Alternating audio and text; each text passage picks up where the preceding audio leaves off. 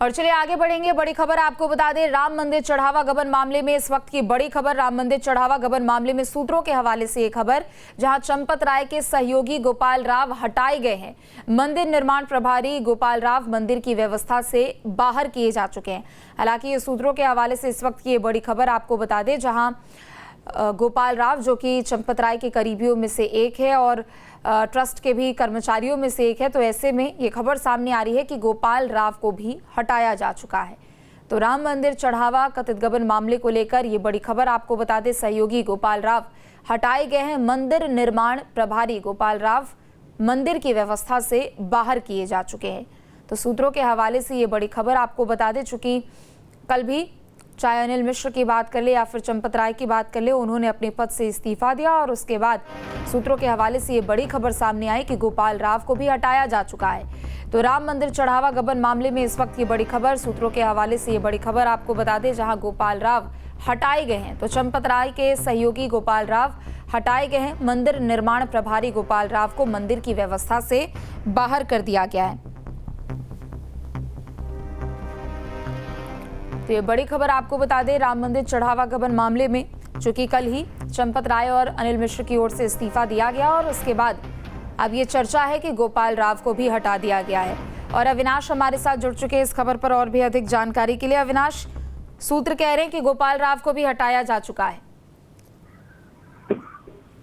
बिल्कुल, देखिए क्योंकि गोपाल राव पर भी सवाल खड़े हो रहे थे और देखा जाए तो गोपाल राय एक प्रमुख सहयोगी थे चंपत राय के, और क्योंकि जब से ये पूरा विवाद शुरू हुआ तो कहीं ना कहीं ट्रस्ट के साथ साथ, हालांकि क्योंकि इसमें जो गिरफ्तारियां हुई उन्हीं के खिलाफ मुकदमा दर्ज है, लेकिन इसमें गोपाल राव की भूमिका जो थी, क्योंकि रखरखाव के साथ साथ जो एक कह सकते हैं कि जो पासेज जारी होते थे उसमें गोपाल राव की प्रमुख भूमिका होती थी। तो गोपाल राव को भी हटाने की सूचना है। हालांकि पहले ही अगर हम चंपत राय की बात करें या फिर अनिल मिश्रा की बात करें, जो ट्रस्ट के ट्रस्टी थे, उनके इस्तीफे की भी खबर है। हालांकि देखिए अब क्योंकि जांच का दायरा बढ़ने वाला है और एसआईटी के पहुंचने की भी सूचना है, इसमें जो बैंक कर्मी हैं उनकी भूमिका भी संदिग्ध कुछ बैंक कर्मियों की मानी जा रही, तो उनसे भी पूछताछ होनी है। साथ ही में जो दूसरे कर्मचारी, जिस प्राइवेट कंपनी को गिनती का काम दिया गया था, जिससे एम्प्लॉय वहां पर काम कर रहे थे, उनमें से तमाम ऐसे कर्मचारी हैं जिनसे पूछताछ होनी बाकी है। तो ये तमाम अभी जो कार्रवाइयां हैं आने वाले समय में होगी, क्योंकि माना जा रहा है कि एसआईटी की जो दूसरी रिपोर्ट है वो जल्दी ही शासन को सौंपी जाएगी और उस रिपोर्ट में एसआईटी की तरफ से जो रिकमेंड किया जाएगा उसके आधार।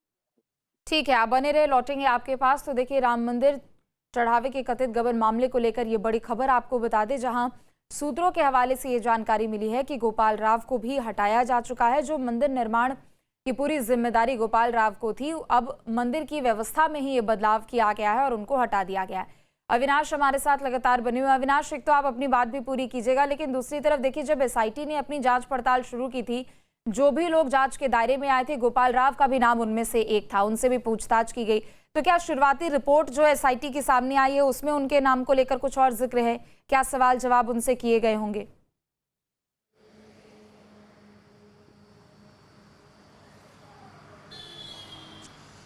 देखिए, एसआईटी की जो प्रारंभिक जांच रिपोर्ट आई है उसमें लापरवाही की बात कही गई है, और चूंकि यही वजह है कि एसआईटी ने काशी विश्वनाथ कॉरिडोर की तर्ज पर यहाँ पर भी सीईओ नियुक्त करने की बात कही है। और देखिए, अगर एसआईटी ये रिकमेंडेशन देता है या ये रिकमेंड करता है कि इस मामले में मुकदमा दर्ज होना चाहिए, तो जाहिर सी बात है कि चोरी हुई है, चोरियां पकड़ी भी गई हैं, और उसी आधार पर चूंकि जो मुकदमा हुआ है, गिरफ्तारियां भी हुई। क्योंकि देखिए, इसमें अगर टिन्नू यादव की बात करें तो कहा जाता है कि जो 30 से 35 जो दान पात्र लगे हैं राम मंदिर पूरे परिसर में, तो उनकी चाबियां जो थी वो टिन्नू यादव के पास हुआ करती थी, और टिन्नू यादव की ही जिम्मेदारी थी कि मंदिर से जो दान की रकम है वो यात्री सेवा केंद्र में ले जाएं, जहां पर बेसमेंट में गिनती कक्ष बनाया गया था, गिनती केंद्र बनाया गया था। तो इसकी जो पूरी जिम्मेदारी थी वो टिन्नू यादव की थी। लेकिन वहां पर जो काम करने वाले लोग थे, चूंकि उनकी नियुक्तियां भी कुछ लोगों की नियुक्तियां चंपत राय ने की, कुछ लोगों की अनिल मिश्रा ने की, लेकिन जो मेन काम होता था गिनती का वो एक निजी फर्म को दिया गया था। और 2 शिफ्ट में चूंकि वो गिनती होती थी, जो पहली शिफ्ट होती थी वो 8 से 2 की होती थी, दूसरी शिफ्ट जो होती थी वो 2 से रात 8 की होती थी और हर शिफ्ट में 20-20 जो कर्मचारी थे वो इस काम में लगे हुए थे। हालांकि देखिए वहाँ पर बाकायदा सीसीटीवी कैमरे भी लगे थे और काफ़ी सघन तलाशी के बाद ही जो कर्मचारी थे वो गिनती कक्ष में जाते थे और इसके लिए एक एसओपी भी तैयार किया गया था कि जो कर्मचारी नोटों की गिनती करेंगे उनके लिए यूनिफॉर्म था जिसमें कि जेबें नहीं होती थी, यानी कि पॉकेट नहीं होता था।